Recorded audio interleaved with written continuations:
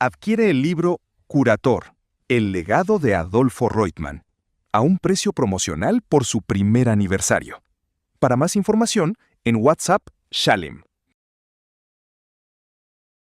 Muy bien, y otro libro que vamos a conversar un poco ahora también es de El Tabernáculo al Templo, que también se encuentra disponible en la misma página en formato digital y en impreso. Ajá. Así es.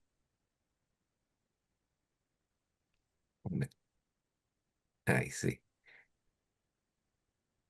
Bueno, el segundo libro que hablaremos hoy es el del Tabernáculo al Templo.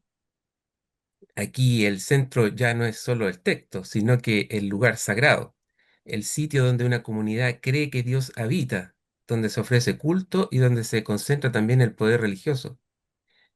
Eh, ¿Qué revela esa evolución sobre la forma en que Israel fue redefiniendo la presencia de Dios y el modo legítimo de rendirle culto? Bueno, Osvaldo, ahora estás mostrando el libro de Biblia y Exégesis. ¿Acaso Sí, no tenés para cambiarle a la sí, próxima sí, imagen? ¿Sí? sí. Un Simplemente momento. para que no confundir al público, ¿no? Ahí Ahí está. está. Sí. Perfecto. Entonces, el libro del Tabernáculo del Templo sobre el espacio sagrado en el judaísmo antiguo em, tiene una historia eh, diferente a la historia que yo precisamente en la entrevista anterior me hiciste sobre Biblia, exégesis y religión. Esta obra podemos decir que nació como muchas obras en el mundo de la academia nacen, es decir, en el aula. Eh, Justamente paralelamente a la época en que a mí me nombraron curador y director del Santuario del Libro y responsable de los rollos del Mar Muerto allá por noviembre de 1994, yo enseñaba en un seminario rabínico, el Instituto Schechter, que se encuentra físicamente al lado del Museo de Israel, es decir, por detrás del museo, ¿sí? Y esto hizo que, aprovechando precisamente mi cátedra, comencé a interesarme en un tema específico. Lo que a mí me interesaba era el origen de la comunidad del Mar Muerto. Y sabía a partir de mis lecturas que el tema del Templo de Jerusalén había jugado un papel muy importante en los orígenes de ese grupo o movimiento como resultado de las polémicas generadas en derredor del Templo de Jerusalén en la época grecorromana. Y como, digamos, llevo, digamos, en la sangre el interés por lo antiguo y por los orígenes, primero por los estudios académicos de arqueología, de antropología, de historia de las religiones, siempre me interesan los orígenes de algo. Entonces me empezó a interesar el concepto de los orígenes de la institución del templo en Israel para poder entender la evolución de esa institución hasta llegar a la época grecorromana. Eh, Ahora, este eh, proceso intelectual lo seguí, podemos decir, aproximadamente unos 20 años, Mm. más o menos, en donde di cursos sobre el concepto de templo, sobre el concepto de la tierra de Israel, sobre la ciudad de Jerusalén, tanto en la época bíblica, tanto en la época intertestamentaria, en el pensamiento rabínico, y obviamente siempre teniendo en vista la comunidad del Mar Muerto y la literatura de los rollos del Mar Muerto, que son uno de los testimonios centrales de la actividad intelectual religiosa de Israel de la época grecorromana. Y como resultado de mis reflexiones, de mis estudios, de mis lecturas, escribí esta obra durante un buen tiempo. Y este libro lo publiqué en el año 2016, también en los marcos de Verbo Divino. Y, pero a diferencia de la obra anterior, que comentando, recordás, dije que está compuesta de artículos independientes, porque así nacieron, Ujú. en donde traté de darles una coherencia temática, pero los artículos tienen vida propia, como si fueran cuentos cortos. En este caso yo escribí una gran novela, entre Ya. comillas. Es decir, es una obra que desarrolla el tema de la institución del templo desde sus orígenes mismos, y por eso al comienzo de la obra el libro trata el concepto de espacio sagrado y específicamente el concepto del monte Sinaí, y cómo a partir de ese concepto se empieza a desarrollar ahora la idea de templo, primero en su estadio más primitivo, que es el tabernáculo, que es un templo movible, y luego obviamente tenemos el primer templo de la época bíblica, asociada a su construcción con la figura del rey Salomón del siglo X antes de nuestra era.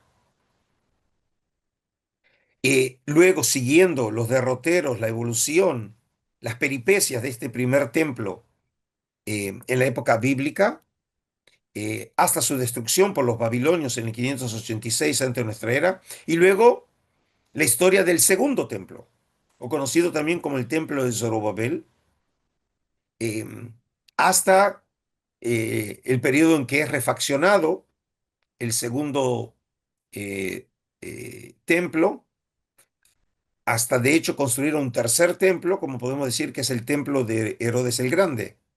Y ese templo ya fue destruido por los romanos en el año 70 por el general Tito. Entonces, podemos decir que esta obra abarca, de alguna manera, eh, un periodo de tiempo aproximadamente, podemos decir, un poco más de 1000 años. Y lo que creo que tiene fundamental es que la obra trata de colocar en el centro de atención una institución que es una institución focal en Israel, el templo. O podemos decir el concepto de espacio sagrado, que su expresión en Israel es el tabernáculo y luego dijimos el templo, tratando de entender que el Israel antiguo es una civilización templocéntrica, viendo en esa institución eh, una eh, eh, institución que ciertamente Israel construye su identidad nacional y religiosa en derredor de esta institución. En- Entiendo. Y muchas personas imaginan el templo de Jerusalén como un símbolo de unidad absoluta, pero en el libro aparece también como foco de tensiones, críticas y conflictos. ¿Qué estaba pasando dentro del judaísmo para que algunos vieran el templo no solo como un centro sagrado, sino también como un problema, como un problema? Bueno, mira, eh, esta institución realmente es una institución que por ser central, obviamente también fue centro de disputas en el judaísmo antiguo. Ya podemos ver las primeras señales de estas disputas, incluso en la Biblia hebrea, pero en este caso podemos decir que las polémicas las podemos leer entre líneas. No aparece como tema central. Pero, por ejemplo, es muy llamativo que en el libro de 2 Samuel, capítulo 7, en donde se cuenta que el rey Salomón le comenta al profeta Natán que eh, un pensamiento suyo, que cómo puede ser que él como rey tenga su casa y que el Dios de Israel todavía no tenga su casa. Y entonces le dice a Natán, precisamente le comparte su idea de que él quiere construirle una casa, es decir, un lugar de residencia permanente del Dios de Israel, que hasta ese momento había habitado en una tienda, que es lo que se conoce como la tienda del encuentro, ¿no? El tabernáculo, como parte de ese templo movible que había acompañado a Israel desde el Sinaí hasta la entrada a la tierra de Israel, y que ya para la época de David, según la eh, tradición bíblica, el, el arca de la alianza estaba en la ciudad de Jerusalén bajo una nueva tienda construida por David. Y ahora David le quiere construir una casa permanente, ¿no? Lo que Ujú, parece muy razonable. Y esa noche se le aparece Yahvé al profeta Natán diciendo, pero él nunca pidió eso. Él en realidad siempre fue un Dios de tiendas, ¿no? ujú, Un Dios movible, eh, mostrando, digamos, una clara crítica hacia la propuesta tan favorable y positiva que había hecho David. Eh, pero más allá de este y algún otro pasaje, en realidad no vemos que haya críticas sobre la institución del templo ujú, como tal, ¿sí? Em, Podemos encontrar, por ejemplo, al final del periodo bíblico, en palabras del profeta Jeremías en el capítulo 7, críticas no al templo como tal, sino al pueblo de Israel que pone su confianza en el templo, como diciendo que el templo no puede ser destruido a pesar de los pecados, las injusticias eh, de los judaítas, pero ellos tienen, digamos, la seguridad que por ser la casa de Dios es indestructible. Y él critica esa posición, no al templo como tal, sino a las creencias de los judaítas eh, en esa institución inviolable para ellos. Obviamente después va a terminar siendo destruida por los ujú, babilonios. Ahora, esta situación cambia, Osvaldo, en la época del Segundo Templo. Y esto cambia porque ahora, a diferencia, como dije, de las críticas veladas o entre líneas que tenemos en la literatura bíblica, aquí nos ha llegado otra literatura del Israel antiguo. Y esto lo encontramos en la literatura apócrifa o lo encontramos en los rollos del Mar Muerto, incluso, por ejemplo, en los evangelios. Y aquí empieza a aparecer otra idea en donde sí encontramos eh, que hay críticas hacia la institución del templo, hacia también los sacerdotes que sirven en el templo. Algunos hablan de eh, pecados eh, eh, que tienen que ver con pecados rituales o religiosos, en otros casos con injusticias morales, ¿sí? Con actitudes impropias de la ética, pero que en última instancia ahora están centradas en el Templo de Jerusalén como institución. Y aquí obviamente llegamos a los rollos del Mar Muerto, de la comunidad del Mar Muerto, porque aquí sí encontramos una gran polémica eh, contra el Templo de Jerusalén. Y realmente, como había dicho, y por eso había comenzado mi interés en el tema, podemos ver que estas polémicas, que pasaban por polémicas de carácter del culto, eh, polémicas sobre la pureza y cuestiones de pureza e impureza ritual, ¿sí? Que pasaba por el tema del calendario, pero todos estos temas de polémicas alrededor del templo y con el sacerdocio de Jerusalén es lo que genera la eclosión de lo que va a ser el futuro movimiento que llevará a, algunos de sus miembros a esa comunidad que llamó la comunidad de Qumran en el norte del Mar Muerto, en la costa noroccidental, y cuyo testimonio ideológico, religioso, lo encontramos en muchos de los manuscritos hallados en las cuevas de Qumran. Y en ese sentido, aquí aparece un tema que interesa muchísimo al público cristiano y bueno, también al judío. Juan el Bautista desarrolló una actividad fuera del templo, en el desierto y en el río. Jesús, por su parte, protagonizó un gesto muy fuerte al expulsar a los comerciantes del recinto sagrado. Para alguien que no conoce el trasfondo histórico, eso puede parecer simplemente un episodio aislado. ¿Estaban criticando abusos concretos o estaban señalando un problema más profundo en el templo? Bueno, nuevamente tu pregunta presenta ya implícita la respuesta. Em, Hay una diferencia fundamental entre Juan el Bautista y Jesús. Cuando yo traté el tema, yo encuentro en ambas figuras estelares de la historia religiosa de la humanidad, que ellos realmente están en polémica con el Templo de Jerusalén. Pero hay una diferencia, por lo menos a partir de los testimonios que nos llegaron. En el caso de Juan el Bautista, podemos decir que es una crítica implícita, no explícita. Es decir, nosotros no tenemos eh, ningún texto que tenga que ver con Juan el Bautista en donde claramente se lo presente a él criticando el Templo de Jerusalén.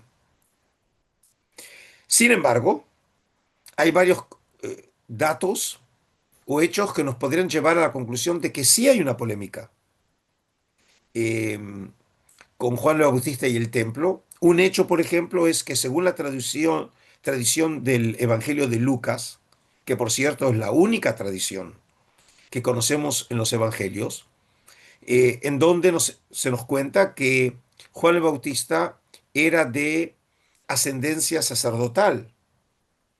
Sus padres, ambos eran de línea sacerdotal, y su padre, Zacarías, como lo cuenta Lucas en el capítulo 1, sirviendo en el templo de Jerusalén, es cuando el arcángel Gabriel se le revela anunciándole el próximo nacimiento de el futuro Juan. Pero más allá de ello, eh, el libro de eh, Lucas, el Evangelio, no nos cuenta nada sobre Juan después de su nacimiento. Es decir, obviamente Juan también era un sacerdote que vivía, digamos, se calcula según la tradición, próximo a la ciudad de Jerusalén, más específicamente lo que hoy se conoce como un barrio de Jerusalén en Carem, una aldea en la zona montañosa de Judea, próxima a Jerusalén. Pero más allá de ello, no se nos cuenta nada sobre su infancia, sobre si realmente sirvió como sacerdote, sobre su educación, nada.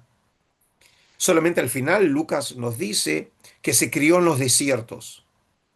Digamos, cuando nosotros no entendemos qué es lo que nos quiere decir el evangelista con esas palabras tan crípticas. Y luego, por supuesto, cuando nos encontramos con Juan, Juan ya está predicando su mensaje de salvación, su anuncio del fin de los tiempos en el desierto. Y como lo dice claramente el Evangelio de Mateo, es el desierto de Judea. Y lo tenemos a Juan desarrollando una práctica totalmente original y desconocida, como es la práctica del bautismo, en donde él cumple una función central, la de ser el bautizador. Por eso se llama Juan el Bautista. Ujú. Las abluciones en agua eran conocidas en el judaísmo antiguo como práctica, como parte de las prácticas de purificación, pero no se conoce una práctica como tal en donde se puede, por esa práctica, también y como resultado de un proceso interior de, de purificación, en donde la persona lleva o pasa un proceso de arrepentimiento por sus faltas. Ujú. La expresión entonces que realmente se le concede el perdón es el bautismo, que es una acción única llevada a cabo por el bautizador, que es Juan. Toda esa práctica no tiene antecedentes en el antiguo Israel, y en el caso de Juan tiene que ser entendida a la luz de las prácticas sacrificiales en Jerusalén, que precisamente los sacrificios servían como medio de otorgar o condonar los pecados llevados a cabo por una persona. Es decir, que Juan, eh, con su práctica del bautismo, representa una alternativa religiosa al templo. Pero eso el texto no lo dice. Pero es Ujú. lo que nosotros tenemos que entender del texto y de las tradiciones sobre Juan. En el caso de Jesús es algo diferente. En el caso de Jesús vemos que a pesar de que Jesús acepta el templo como tal, Jesús no reniega del templo, pero reniega del templo específico de su época, que lo ve como un antro de corrupción, en este caso, corrupción ética. Y por eso, la famosa escena que según los evangelios sinópticos nos describe un evento sucedido, digamos, un poco antes de la muerte, de la ejecución de Jesús. Y probablemente fue la razón que hizo que finalmente lo llevara a la muerte. Es ese suceso cuando él está en el monte del templo. Y según Marcos 11 y los paralelos, es cuando da vuelta a la mesa de los gambistas, ¿no? Eh, que es obviamente una escena ya clásica también en la historia del arte, ese momento Ujú. crucial en donde Jesús, según en Marcos, muestra su clara decepción por lo que él ve en el templo y aparece puesto en boca de Jesús. Obviamente no sabemos si lo dijo o no lo dijo, pero referencias a dos pasajes bíblicos, uno de Isaías 56, donde él esperaba, lo que esperaba era que el templo fuera una casa de oración, y en vez de eso es una cueva de ladrones. En este caso, aludiendo a Jeremías 7. Es decir, que Jesús, podemos decir, aquí se entronca en una tradición profética, cuando los profetas tampoco estaban en contra del templo, pero sí estaban en contra de la corrupción moral que sí sucedía en el templo. Y por eso Jesús, y hoy sabemos que no solamente fue el caso de Jesús, judíos piadosos en la época presentían que los días del templo de Jerusalén estaban contados. Y Mm. por eso eh, las palabras de Jesús, probablemente, como yo creo, el Jesús histórico, presumía que el templo iba a ser destruido. Algunos podrían suponer que simplemente estas palabras de Jesús fueron puestas en boca de Jesús por un escritor cristiano tardío, que sabiendo que el templo de Jerusalén fue destruido, lo pone en boca de Jesús como anunciando algo que sabemos que finalmente sucedió. Eh, Nosotros sabemos que esta posibilidad aparece en otras fuentes judías de la época y por lo tanto no creo que sea resultado de una acción editorial de autores cristianos, sino realmente resultado de esta esperanza en ciertos círculos de que ese templo tenía que ser destruido, pero con el propósito de que un nuevo templo sea construido, pero en este caso no por hombres, sino por Dios mismo. Y como lo traté de argumentar, no soy el primero que lo argumenta, pero traté de desarrollar esta propuesta en un reciente artículo que acabo de publicar en Revista Bíblica.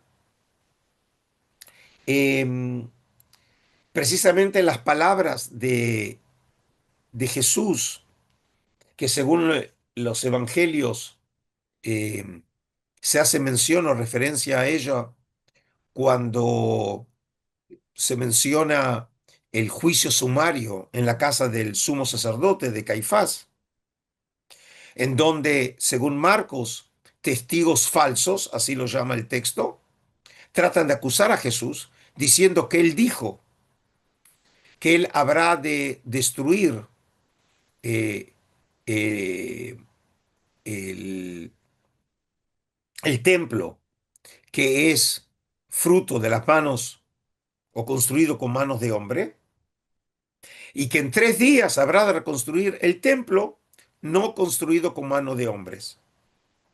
¿Sí? Mm. Ahora, no voy a entrar ahora en la polémica, todo eso lo desarrollé en mi artículo, pero lo que puedo decir es que a mi juicio, estas palabras fueron ciertamente dichas por Jesús y mi conclusión es que la versión de Marcos eh, preservó un eco de las verdaderas palabras de Jesús, que según supongo fueron dichas en ocasión de la escena de los eventos en el templo cuando da vuelta las mesas de los cambistas, y esto lo sabemos por la versión en el capítulo 2 del Evangelio de Juan, pero Juan presenta este evento al comienzo de la actividad pública de Jesús, que a mi juicio y la de otros biblistas es una presentación equivocada de los hechos. La versión correcta es la de los sinópticos.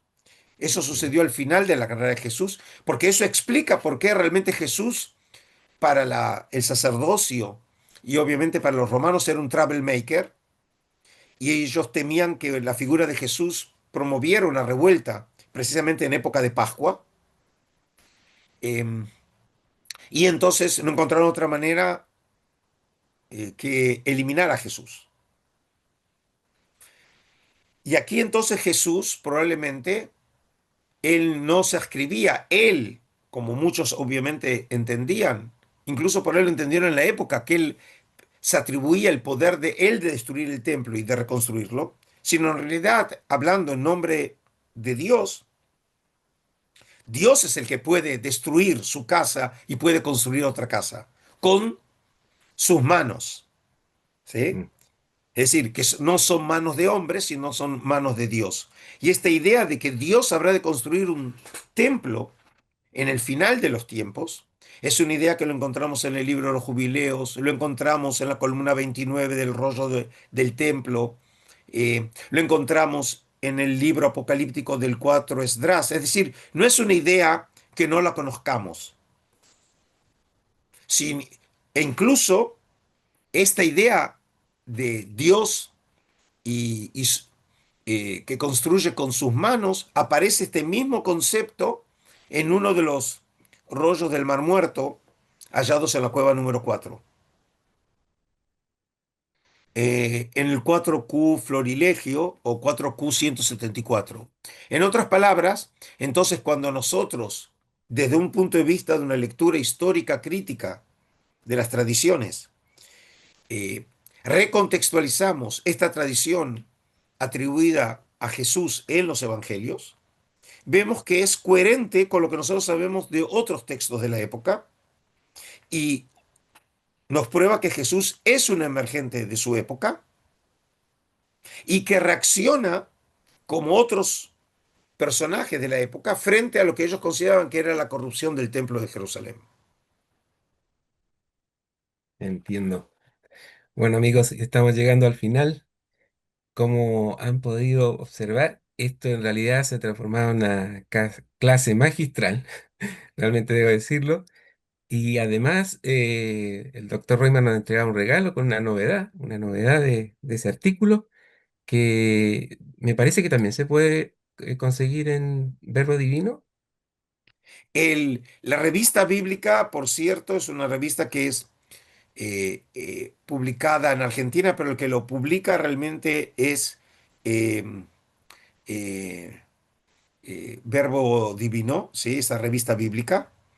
Eh, Acaba de aparecer en el último número del año pasado. Em, y, y sí, aquí desarrollé esta idea.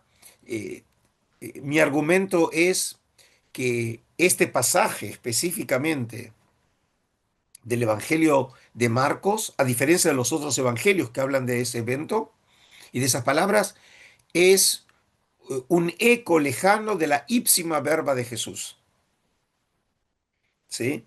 Que en este caso, después de 2000 años, no puede uno menos que emocionarse de Mm, poder recuperar en un pasaje bíblico la palabra misma, la expresión que puede haber usado Jesús, porque esa expresión, esa idea de que el templo, el, el terrenal fue hecho con manos de hombres, mientras que el escatológico no es hecho con manos de hombres, es algo, es una expresión técnica de una idea que nosotros encontramos en otros textos. Y esa fue mi argumentación. Y por lo tanto, el Jesús de la historia, que es lo que realmente yo traté aquí de iluminar, utiliza, como es de esperar, expresiones e ideas propias de su tiempo. Y por lo tanto, podemos esperar encontrar ideas o expresiones parecidas en otras obras de la época. Y esta es la importancia de poder leer los textos en un contexto histórico, social y religioso para poder recuperar en última instancia esa figura que se nos escapa de entre los dedos, que es el Jesús de la historia. Y por cierto, solamente para terminar, si me permitís, ujú. esta idea eh, del Jesús de la historia, como lo habíamos hablado en una entrevista anterior, fue precisamente el seminario que yo desarrollé en México hace unas semanas atrás.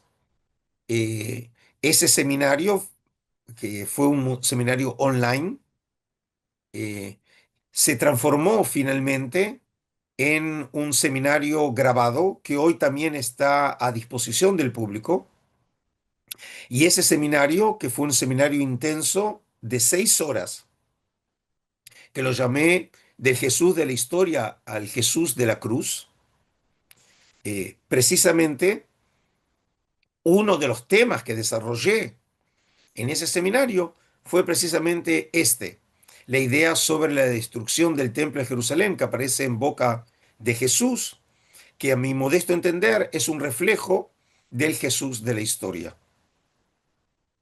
Entiendo, entiendo. Si quieres, podemos mostrar ese. A ver, sí, ese seminario lo hice en el marco del Instituto Shalem, Aquí está. así que ahí está. Ese es el Jesús del Jesús de la historia al Jesús de la cruz, ¿sí? Y otra vez, aquellos que estén interesados en este y otros temas que yo traté, lo pueden realmente adquirir por medio del sitio del Instituto Shalem.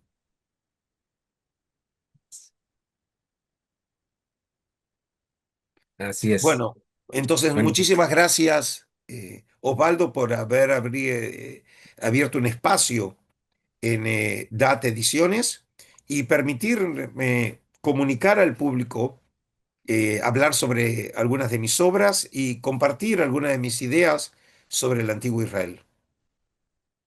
sí, Adolfo, también decir que este es un esfuerzo conjunto con el canal de Adolfo Reutemann.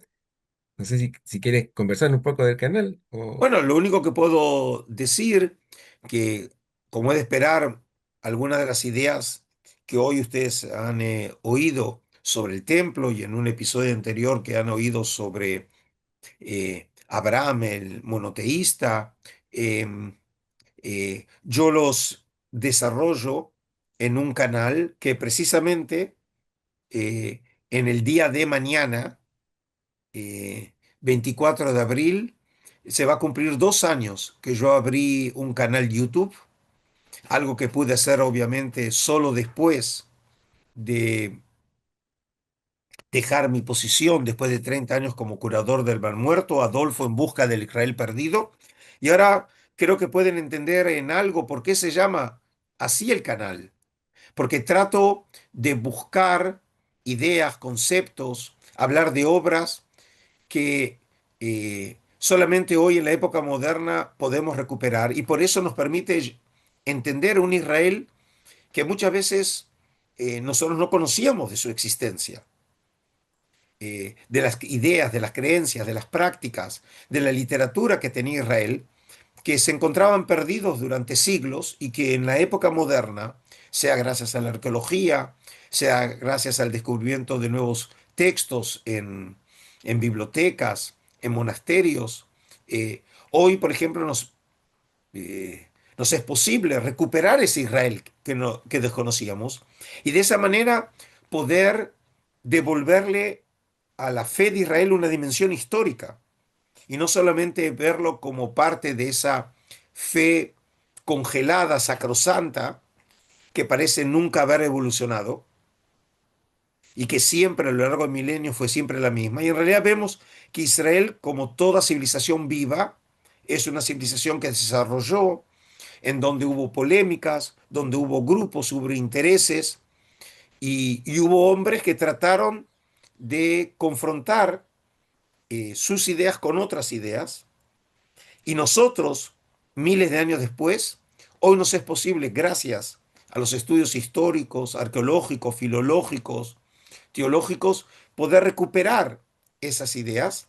Y entonces ese canal en donde, por un lado, este canal tiene, todas las semanas hago una presentación en canal abierto para el público y cualquiera puede seguirme con estas ideas y temas. Precisamente el último episodio que acabo de inaugurar esta semana es sobre la primera parte, sobre el nacimiento de Moisés, un tema fascinante, una historia fascinante, que nosotros la conocemos obviamente de Éxodo 2 y trato de argumentar que esa historia en realidad encuentra su verdadero significado cuando lo comparamos con una historia específica de la civilización asiria sobre una figura ya mítica para entonces, que era el rey acadio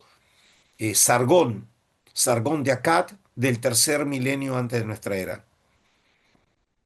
Y paralelamente, por cierto, si hoy hablamos del templo, para terminar, para los miembros de la membresía, aquí tenemos, eh, digamos, un beneficio para esos miembros, en donde estoy desarrollando precisamente el templo, el tema del tabernáculo del templo.